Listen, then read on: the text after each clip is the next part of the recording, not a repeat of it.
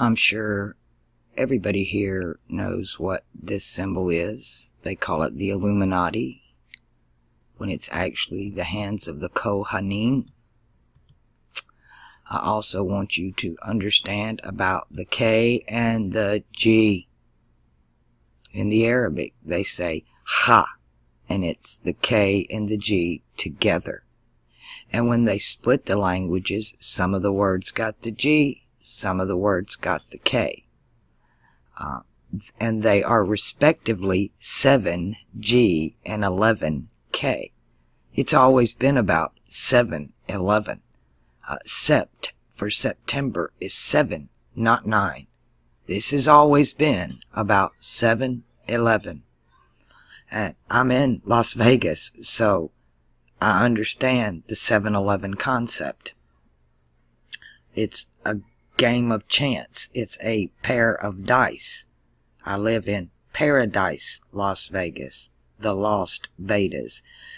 So it's the hands of the Goyim, the Goahim. It's the same word. You swap the G for the K. So this is the Kohanim priesthood. This is what they call the source of the Illuminati. This priesthood is very, very, very old. Their symbol is one of the changing of the ages. When you do this symbol, it invokes, listen to me, the gods of Jupiter and Mars. The thumbs together and the two fingers. This symbol happens in the heavens on the 2020 winter solstice, when Saturn and Jupiter, the middle finger and the first finger, meet. The Sun with Mercury meet, and Mars in Pisces. Saturn and Jupiter in Capricorn. It's not happening where they want it to happen, because in using their calendar, it's going to happen in Aquarius. But in the true zodiac, it happens in Capricorn, and Jupiter is debilitated there. Jupiter is debilitated in this sequence this time around. But this is what they do. This is what this is all about. It's what it's always been about. Here's the correct one. You see it in many different ways. But this is when they all come together. And it's the changing, actually it's the priesthood of the changing of the ages in the battle of fire and ice between Aries and Pisces. And when you go into a synagogue, and the priest gets up to do his benediction or his liturgy in a synagogue, this is the first thing he does, is he holds his hands like this.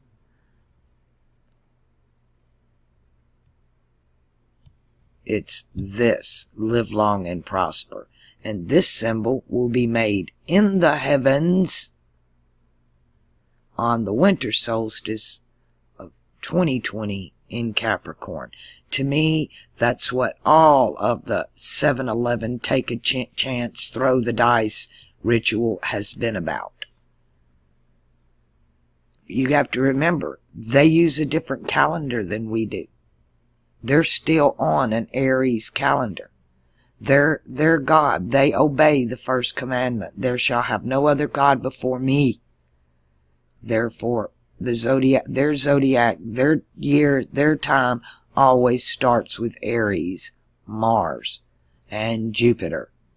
And those are the Roman gods. That's the ones they exalt.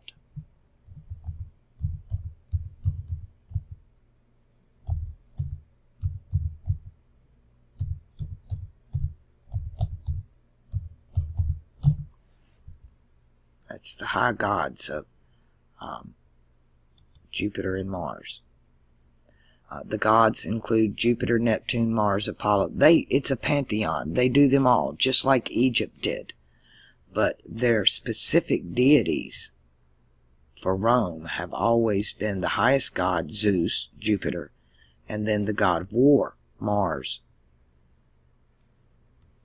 And Mercury is considered the son of Zeus. The tales are mixed up depending on who you hear tell them, depending on what culture is telling the story or what age, what timeline. It varies. But what you do is you find the stories in the different cultures, in the different zodiacs around the world, in the different mythologies, and then it becomes more clear. You get more than one witness, right? Get more than one witness to the story, so you have to learn to talk to other peoples.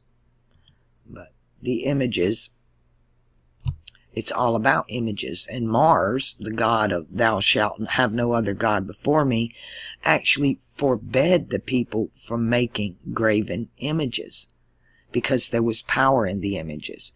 The images were only for the priesthood. The people weren't allowed to have the images because the images embody the spirit, the frequency of the deity that they invoke, because the sacrifices are made to these images, right? And even some of the other gods proclaim that you're just worshiping false images that neither speak nor see. So this whole age has just been incredible. We've all drowned in this sea of Pisces, of this mutable sea of chaos. But we can learn from each other because they divided the zodiac, they divided the myths, they divided the legends. And so when you learn about the different constellations, the different people's views of them, you start seeing more clearly what's really behind all of that. And the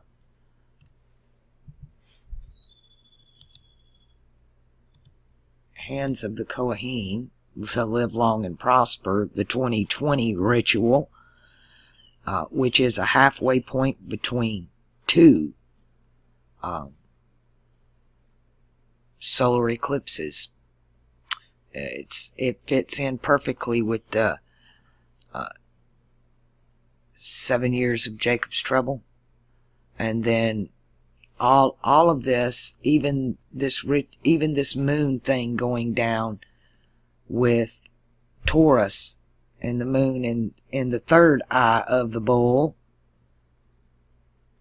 while they're having their elections, and then gonna land a craft on the moon. They're going to the moon. The moon in Arabic is named Sin. It's not Mount Sinai, it's Mount Sin.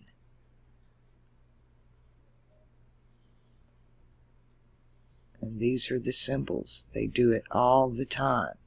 We see this in the Catholic iconography. This is where I learned. It was actually from the Catholics. Let's take out Roman. Put in,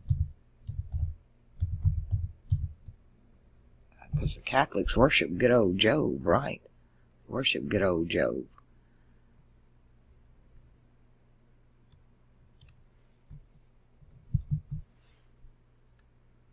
But you can watch them. They hold up these fingers. There's your two fingers right there. That's Saturn and Jupiter conjunction. That's what that means. It's a Saturn-Jupiter conjunction. It happens every 20 years. And when you know what sign it's in, right? This one would be, he's got on the red. He's Aquarius. He's the man on the cross. It's the Saturn-Jupiter conjunction in Aquarius. And in tropical astrology, that's where it's happening. But in sidereal or alchemical astrology, it's happening in Capricorn. So he would have on the black robe, on the cardinal cross. This is the fixed cross. This is the man on the fixed cross with a Saturn-Jupiter conjunction. And this is how you decode this. I've done all these videos. This is Virgo with baby Mercury.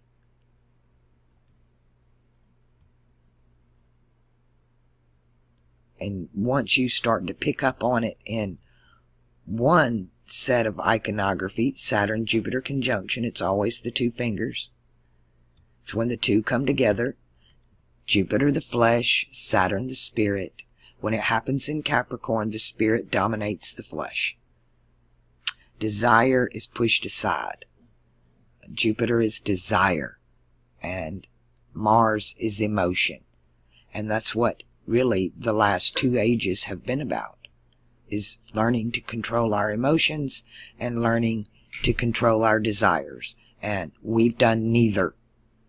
Our emotions are completely out of control, and the desires are gone to the dark end of the scale.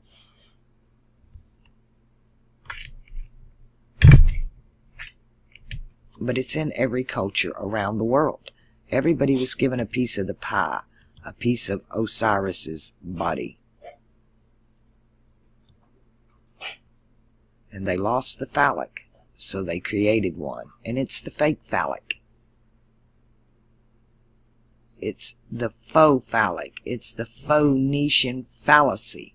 It's a fake fallacy. It's all a myth. A myth. Let's see if I can, let me get to a better page. A myth. What is a myth? Let's just do it here. It's my God.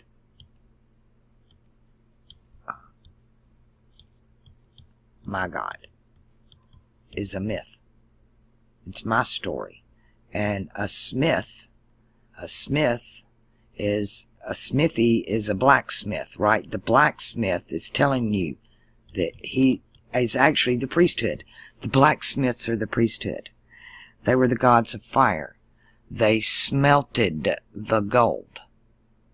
They smelt it with their nose, right? They show you the nose means they smelt. They have the crooked nose, the crooked smelters. They smelted the coins for the temple coins. Money started in the temple. It's all about religion, or my myth, my secret myth. The smith has a secret myth because he smelts the gold. And that's what it's all about, is you have to learn the correct symbolism so you don't fall for the crap that Hollywood puts out. You see, their rabbi is not on a cross. He's Nick. He's Rabbi Nick instead of the rabbi on the cross, and they give you the rabbit of Orion. Oh, come along now. It's arguing with me. Did I lose my internet connection again? It definitely don't want to give me images. There we go. It was me, not them, pushing the wrong button. But we know that this symbol here is the changing of the ages between Aries, fire, and water, Pisces. And that it's a chimera god of Jupiter and Mars. Jupiter and Mars below, and Venus and Mercury above. Libra and Virgo opposite Pisces and Aries. And that's the way it's done. And that's what it is. And it's very, very, very old. How old?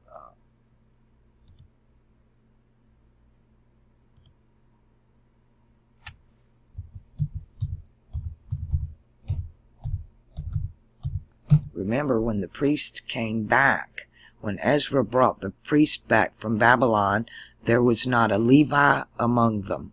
Not one. Remember that. It is the priesthood. Again, from the Yid-ish, this is what they do.